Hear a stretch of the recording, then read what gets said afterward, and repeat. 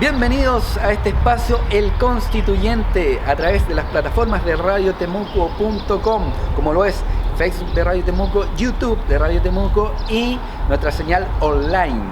Estamos aquí en uno de los locales de votación que ha sido durante mucho tiempo en Temuco y la Araucanía, como lo es el establecimiento Pablo Neruda, en plena avenida Balmaceda. En segundos estará con ustedes el periodista Álvaro Olgueta Horn junto al abogado constitucionalista Danco Yacar para que nos expliquen en qué va a consistir este plebiscito del 25 de octubre. Un plebiscito que se llevará a cabo en todo nuestro territorio nacional. Estamos a 40 años de la Constitución de 1980 y a un mes y algo de lo que se viene ahora en octubre. Ahora con ustedes los dejo en la compañía de el periodista Álvaro Olgueta Horn y el abogado constitucionalista Danco Yacar, aquí en radiotemuco.com, El Constituyente.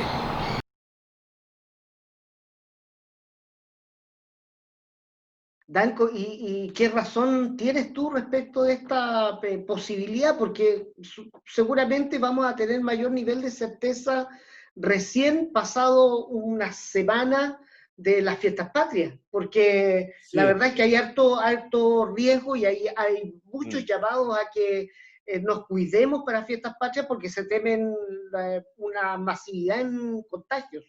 Lo grave es que son dos cosas. Primero, las señales contradictorias desde la autoridad con su idea de esto, cómo era en casa, encuécate en casa, fondéate en casa, que han sido muy contradictorias. De hecho, hay varios memes que dicen que las reglas eran más complicadas que ver una serie alemana, que la verdad hay paso atrás, paso adelante.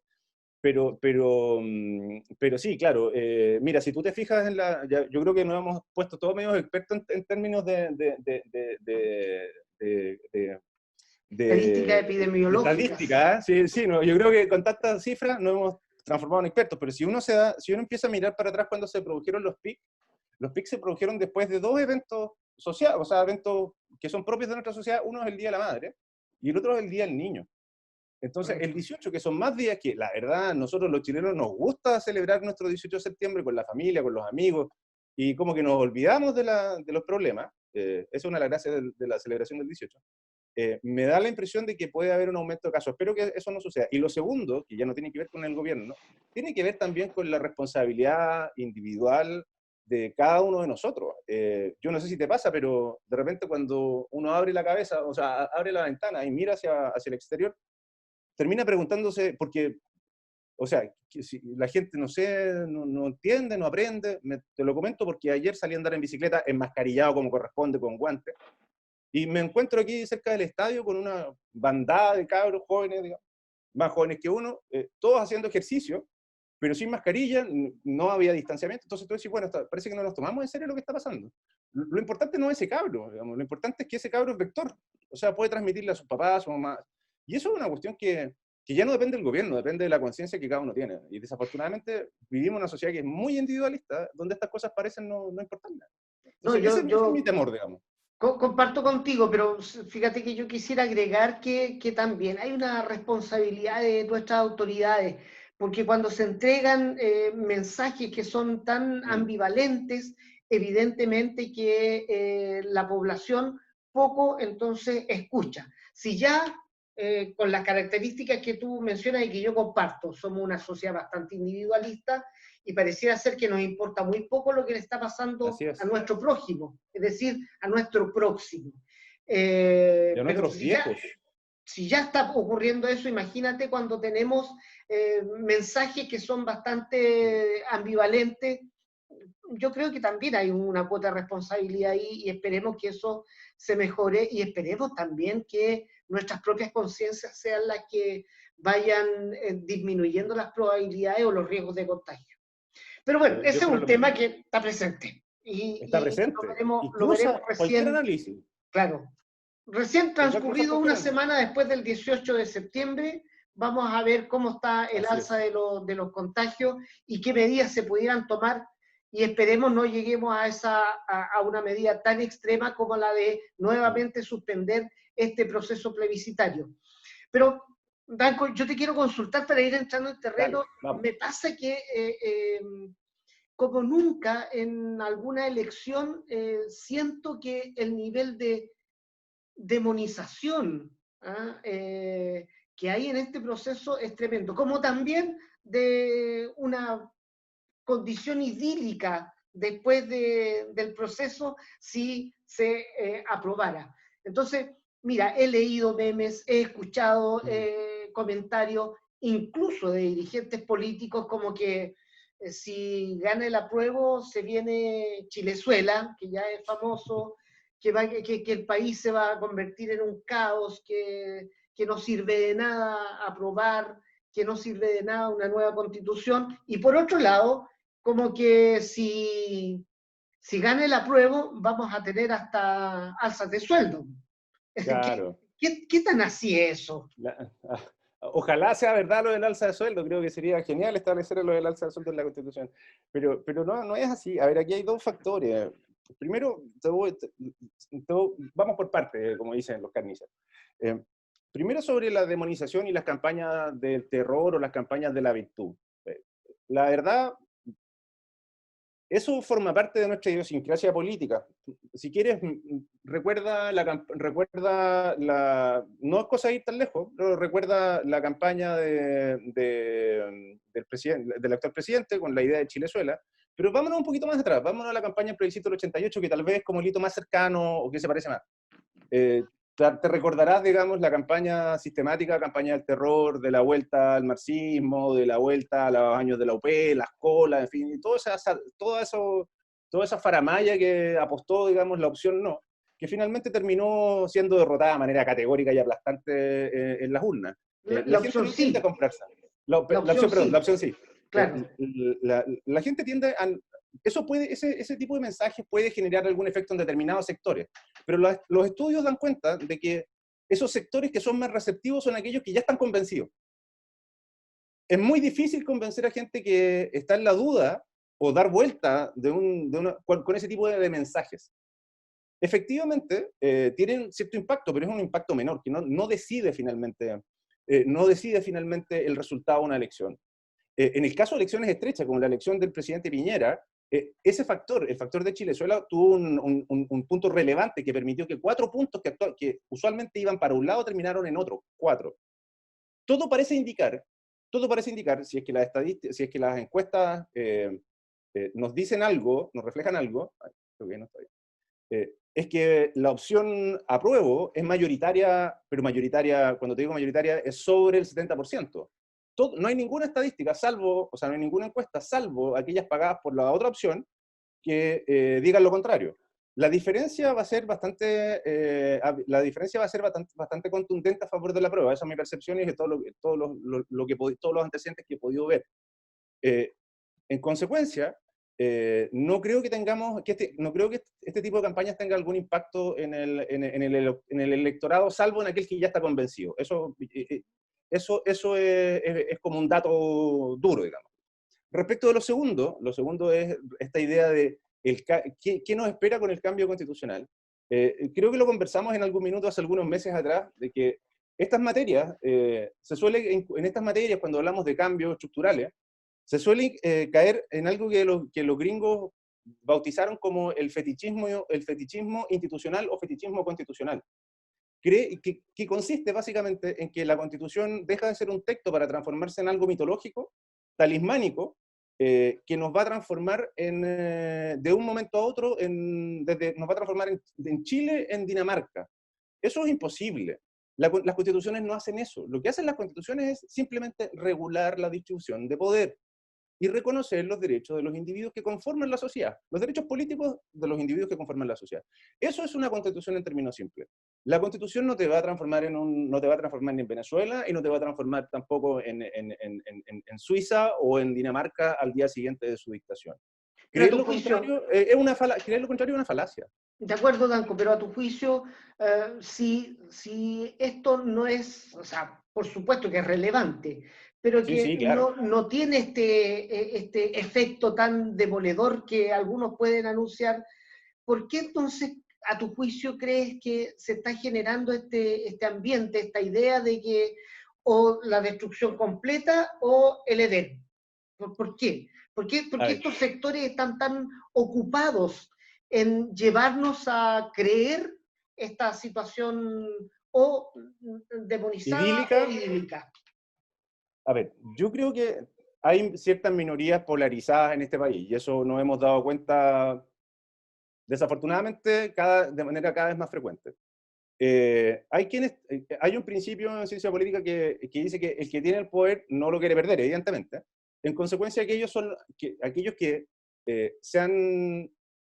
sectores que han obtenido mayores beneficios durante la vigencia de la Constitución de 1980, atendidas las características que tiene y han concentrado mayor poder, evidentemente, el sector más radical, no todos, porque es cosa de leer las declaraciones de los empresarios, digamos, de los grandes empresarios, eh, tienden a mantener una postura trincherada en el rechazo y sostener de que esto se va a quemar por todos lados. Y es que, ojo, lo mismo dijeron con el 10%, no lo olvidemos, que si se aprobaba, se quemaba Chile de esquina a esquina.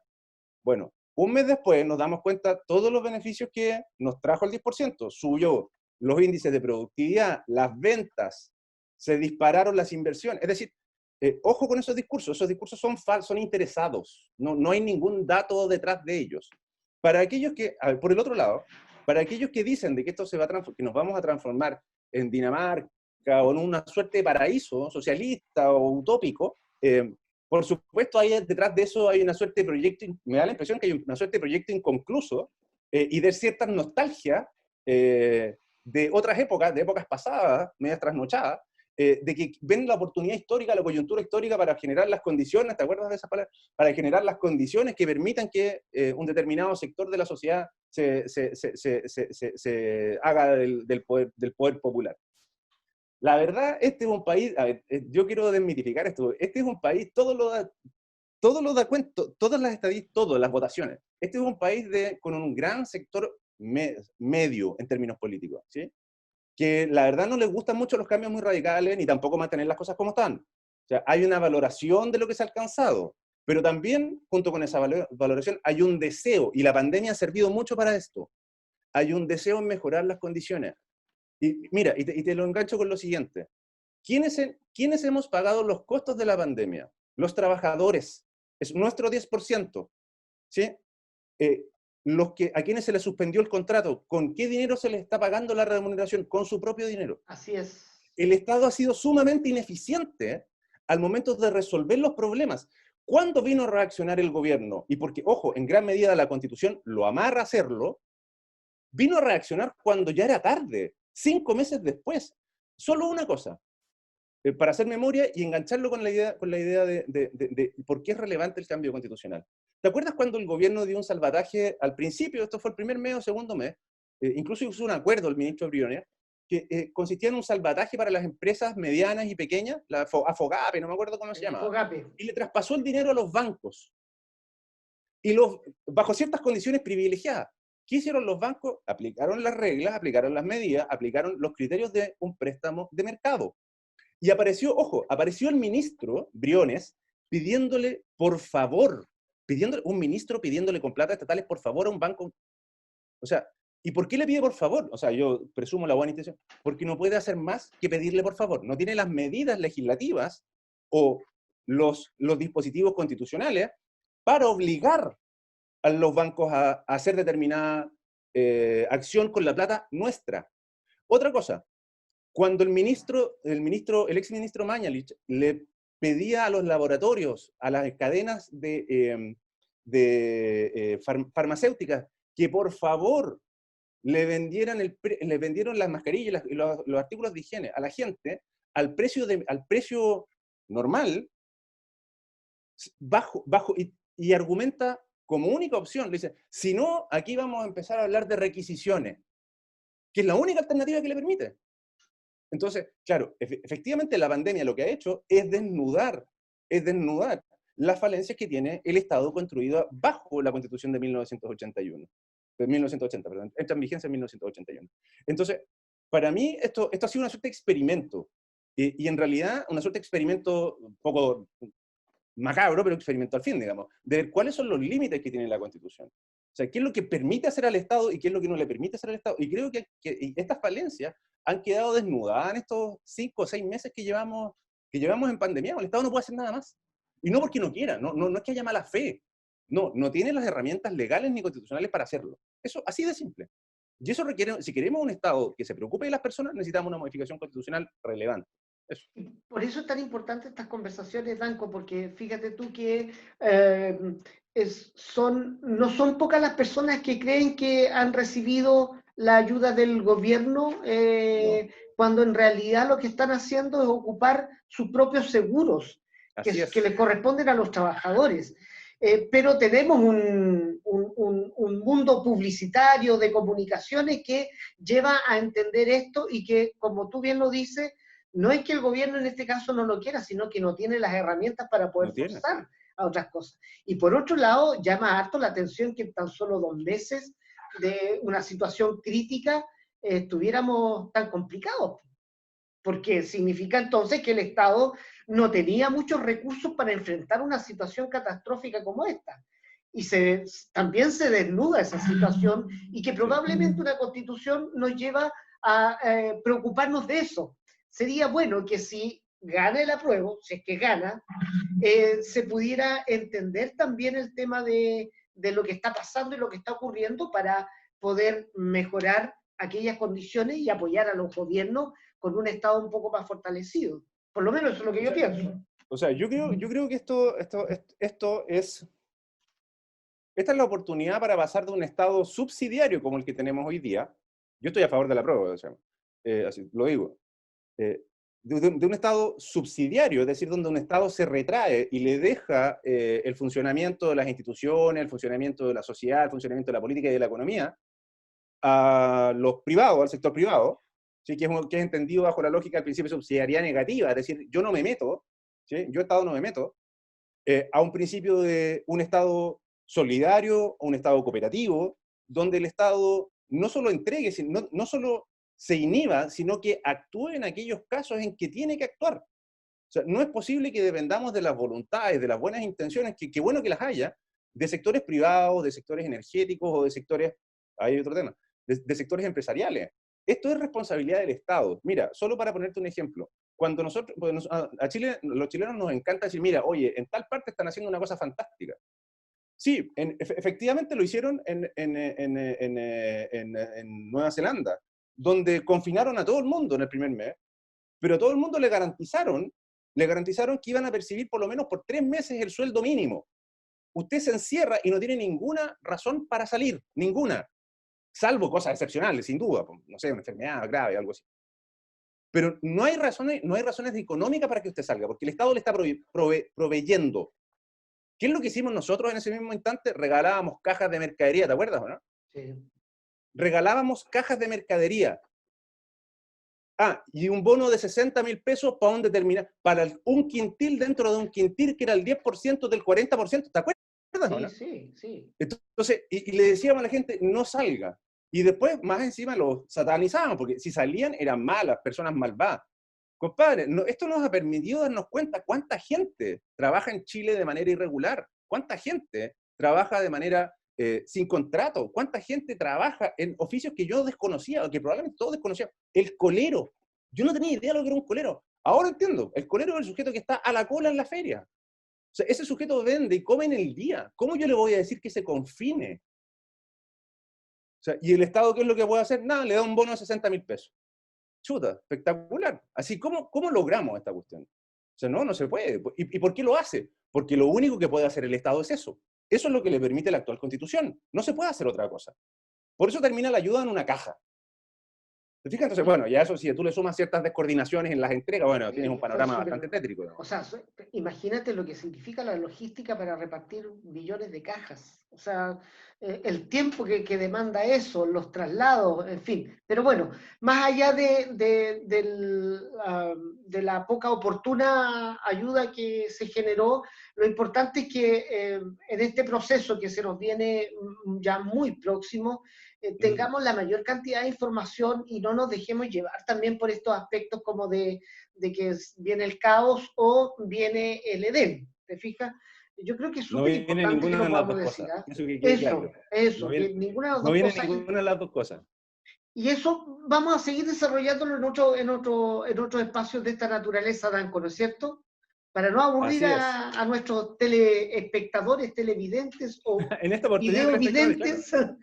videovidentes, vamos despidiéndonos, pero vamos a continuar Bueno, conversando sobre estos aspectos. Te invito. dale, un gusto. Muchas gracias. Y a usted también. Le invitamos a que nos siga en este espacio para poder desmitificar algunas cosas que se están diciendo del apruebo o del rechazo. Muchas gracias. Nos encontramos pronto. Chao, hasta luego.